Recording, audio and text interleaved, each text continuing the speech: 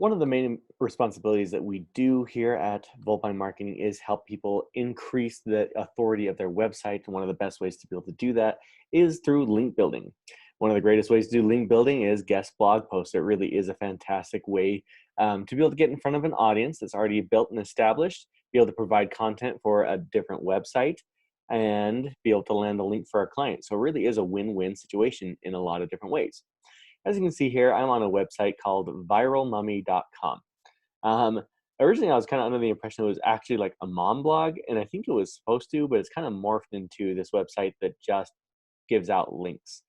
For example, if you kind of come here to one of these blog posts, you can see here it talks about like the tree pruning, right? So it kind of just talks about some random kind of stuff there.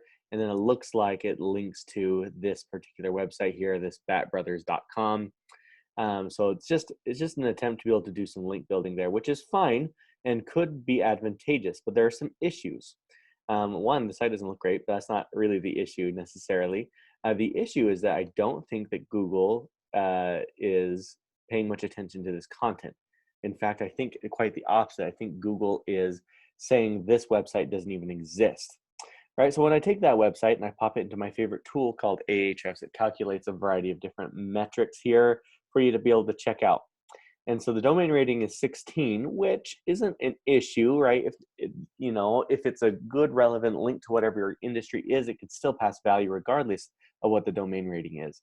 This is a scale of 0 to 100, so obviously if it was 61, that would be much better. But we can see like this link has 377 other websites linking to it.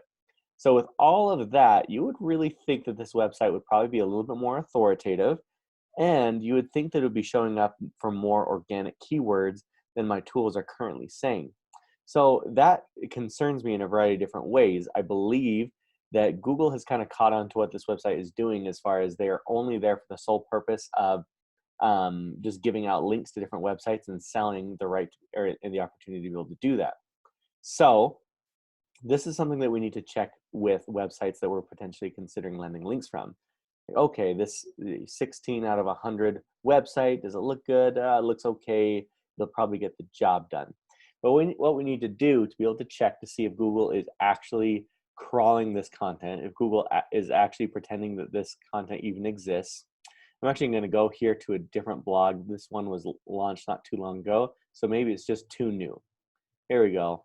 Let's go to this particular blog post here that was launched in over a year ago.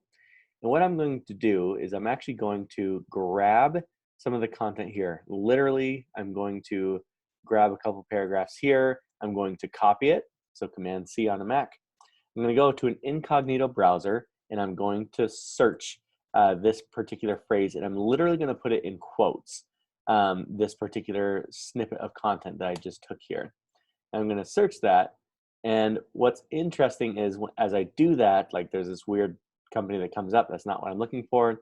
But it says that there's no results found for this. So that means even verbatim, this paragraph, it says that it doesn't exist. If it was indexed at all, then we should be able to kind of find this content there. So it should be there. So that's kind of one of the ways that we can test to see if it is indexed, but also we can put this website into the browser and kind of see what happens. So I'm going to go site : right? So site : and then go ahead and grab the URL that you're wanting to check out to see if it's indexed. So I'm going to grab, let's see, I'll just grab this viralmummy.com portion here. I'm going to come here, so site, and then that URL, right? Just like this.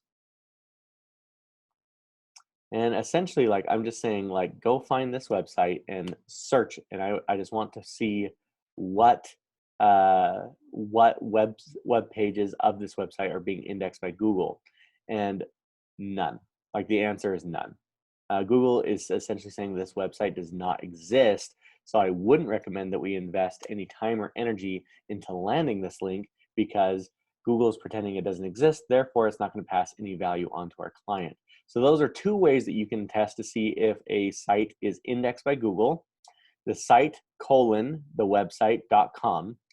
So for just to compare, if I was to do vulpinemarketing.com, if I was to do that, well, you can see, okay, here's the home page, here's a contact page, here's a test page. That's great. That's what I want to have showing up. Here's one on Ryan Jost, the owner. Here's a variety of other pages. Like you can see, like this website is clearly being indexed by Google, and Google is aware of the content that's on this website. Fantastic. But that other website there, viralommy.com, in Google's eyes doesn't even exist. So yeah, site colon website, and then check to see if the pages are being found there in Google searches, and then literally taking a piece of the content and searching it in quotation marks. That's kind of a great way for you to be able to tell if the website is being indexed or not. So thank you so much for being here with me. I hope this is helpful.